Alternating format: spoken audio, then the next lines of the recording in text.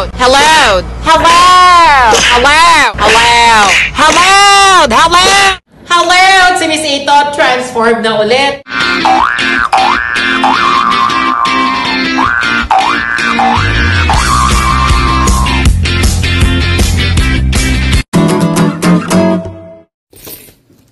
Hello, si Miss Ita. Guys, kakauwi ko lang. Galing ako ng SM North, EDSA. At ako po yung nag-meeting for a wedding event. At ako po ay mag-host ng isang wedding sa sikat na vlogger. At malalaman niyo yan. Actually, di ba napanood yun yung mga post ko.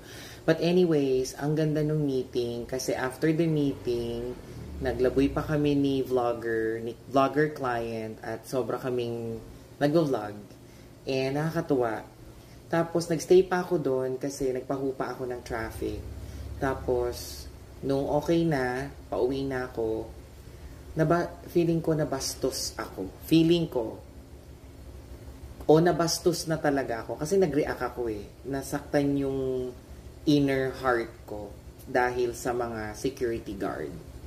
Papunta na ako sa parking. Ito ay nangyari sa North Tower 1. Sa North Tower 1. Tapos, doon mismo sa bayaran na, di ba pagpasok mo, may ticketing booth, may ticket, magbayad ka ng parking. May 3 security guard doon. Ito kahit i-review to ha, kino-call out ko dito ang SM North sa North Tower. Doon sa, yung CCTV i-review nyo ng mga 10 o'clock PM onwards. Kasi naglalakad ako, kausap ko si attorney, yung aking friend. Usap kami, tapos dala-dala ko yung bag ko, tapos may dala akong pasalubong dito kay nanay. Nung nag-uusap silang 3 sa tapat mismo nung booth, kung saan nagbabayad ng ticket, titigil ka. Tapos, pag nakafocus ako ng ganyan, hawak ko yung video call kami ni attorney. Bigla na lang pagtapat ko sa kanila, yung isang security guard, sabi, doon sa katapat niyang security guard, 3 sila eh. Ito yung nagsabi, nakatapat, tapos may isa pa dito. Sabi, oy, chicks mo. Oy, chicks mo. Ano? Oy, chicks mo. So, syempre, narinig ko yun. Kasi talagang yung daan ko, dikit nung sinabihan. Ito yung sinabihan, tapos andito yung ano. Rinig ko, chicks ko, tapos sabi ko, attorney saglit. Sabi ko gano'n, ano, kuya? Ang sabi mo sa akin? Tapos sabi niya, ha? Tapos sabi ko, kuya, sinabi mo, chicks niya ako. Sigurado ka. Tapos sabi niya, hindi, ang sabi namin, 26. Hindi ko alam kung ano yung 26. Baka code yun sa radyo. Eh, hindi naman sila nagra-radyo. At saka, alam kong sa akin, kasi, gumanon siya ng mata eh. Yung, oy, chicks mo. Tapos si kuya, tiningnan ako. Tsaka yung sinabihan, tsaka yung isa pa. Tapos sabi ko, kuya, pakiulit, binabastos niyo ba ako? Sabi kong ganun sa kanya, may ginawa ko ba akong masama sa inyo? Tapos sabi niya, hindi, sinabi namin 2-6. Sabi ko, kuya, ayusin niyo, magtrabaho kayo. Kasi hindi ko naman po kayo binabastos, naglakad lang ho ako dito. Tapos ganyan pa yung maririnig ko. Tapos naglakad na ako, tapos tiningnan ko sila, tinitingnan ako, tapos biglang nagpulasan. Na gano'n na, pero yung isa tinitingnan pa ako.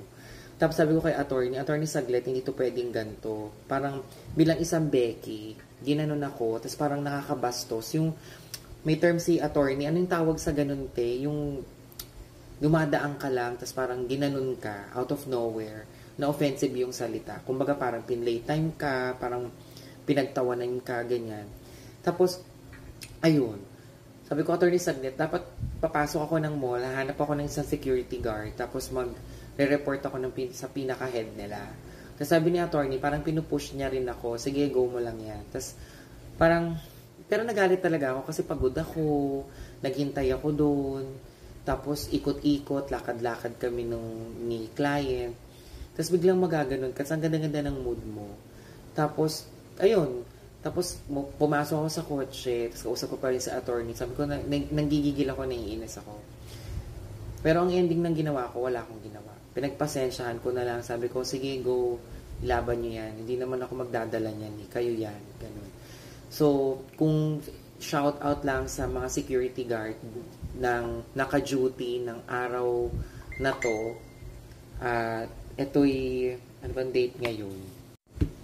ano po, ng May 27, siguro mga between 10 o'clock, yun 10 o'clock going to 11, kung gusto nyo reviewin, makikita nyo na parang tumingin ako sa kanila, tapos nagsasalita ako, tapos habang pataliko, naglalakad ako palayo sa kanila, tumitingin pa rin ako sa kanila, na sana po, respeto lang po sa kahit anong klaseng gender, respeto lang po, kasi hindi siya, kasi ako, tinamaan ako, parang nabastusan ako, although sabihin akong chicks, 'di ba? Ano yun, chicks? Chicks na ano, chicks silog, chicks na you're referring to mukhang babae or dahil binabae, bakla, ganyan.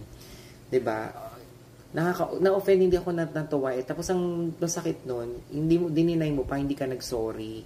Hindi siya nag-sorry. Ang sabi niya, "Ma'am, hindi po 2-6 po yung sabi ko, 2-6." Sabi ko, 2-6, sigurado ka? Ang layo ng 2 syllables yun eh. 'Di ba? Chicks tas 2-6. Rinig ko. Tsaka nagtinginan sila. Tiningnan ako nung sinabihan niya. 'Di ba? So, yun lang. Nakaka-offend lang. So, shout out po kung sino po yung head security ng naka-duty sa tower, North Tower 1. Paki-reprimand naman po. Itatag ko po tong SM North. Na hindi po lahat ng mga tao, alam niyo yun, kung pagod kayo, tapos pang relief ninyo ng pagod, gusto niyo gumawa ng katatawanan or matanggal yung stress ninyo sa buong araw ng duty ninyo. Ako, ang laki ng paggalang ko sa mga security guard, ng paggalang, respeto, paghanga, dahil you maintain the security and peaceful ng lahat ng binabantayan ninyo, mapamol yan, gusali, paaralan, at kung ano-ano pa mang security guard. Pero sana po, yung tinuruan po kayo, bago kayo maging security guard, kung paano makipag-deal sa tao. Tama po. Diba, kung paano kayo tumulong, mag-assist, magbantay, kumausap ng professional, ng paggalang, sa kahit anong tao pa yan, mapabata, matanda, bakla, tomboy, lalaki. Diba?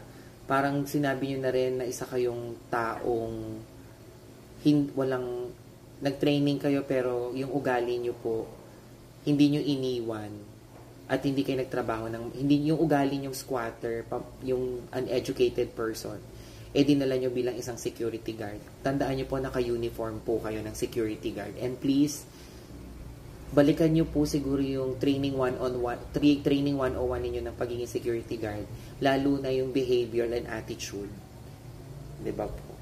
So, wala lang. Bilang isang LGBTQIA member, nasaktan po si Miss A. But it's okay.